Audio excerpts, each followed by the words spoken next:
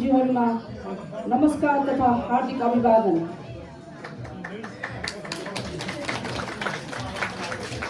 तमु समाजज्यूको तर्फबाट तथा म अध्यक्ष बिन्दु कुमारी गुरुङ घलेको तर्फबाट आज 20 डिसेम्बरका दिन सम्मान तथा विदाई कार्यक्रममा यहाँ तमु समाजज्यूको भवनमा उपस्थित सम्पूर्ण महानुभावहरूमा हार्दिक धन्यवाद व्यक्त गर्न चाहन्छु।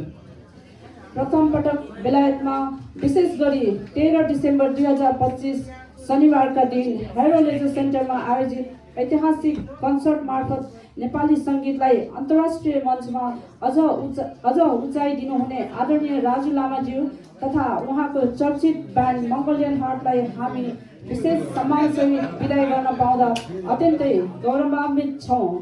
जीटी बास इन्टरटेनमेन्ट तथा सही सर्च जस्ता आयोजकहरूको पहलले यो अविस्मरणीय क्षण सम्भव भएको हो।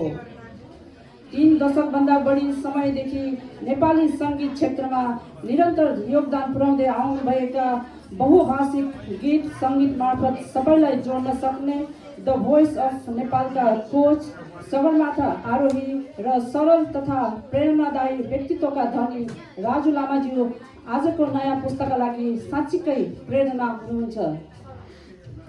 यहाँहरूको बसाई, प्रस्तुति र आत्मीय व्यवहारले तमु समाजज्यूलाई अत्यन्तै खुसी र गौरवान्वित बनाएको छ।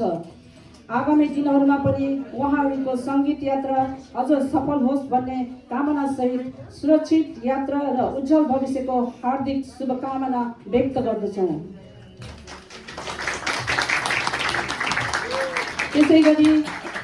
त्यसै गरी तमु समाजज्यूको परिवारलाई मङ्गोलियन हार्ट ब्यान्डसँग प्रत्यक्ष भेट्ने र उहाँहरूको विदाई कार्यक्रममा 2-4 शब्द राख्ने मौका दिनुभएकोमा जीटी बास इन्टरटेनमेन्ट टिमका विशाल मोक्तान भाइ, तमु समाजज्यूका युवा समूहका अध्यक्ष प्रचुरमान गुरुङ र थम गुरुङ भाइलाई आभारसहित धन्यवाद व्यक्त गर्दछौँ।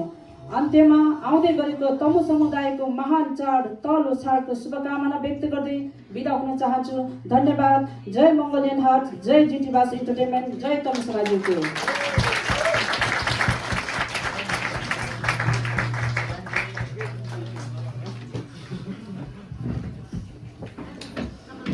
धेरै धेरै धन्यवाद तमु समाजज्यूका अध्यक्ष विष्णु घलेज्यूलाई आफ्नो छोटो मिठो मन्तव्यको लागि। उहाँले भन्नुभएको जस्तै मङ्गोलियन हार्टले राष्ट्रिय रूप मात्र होइन अन्तर्राष्ट्रिय रूप बनाई सच्चै नै आफ्नो गीत सङ्गीत मार्फत ठुलो योगदान दिनुभएको छ।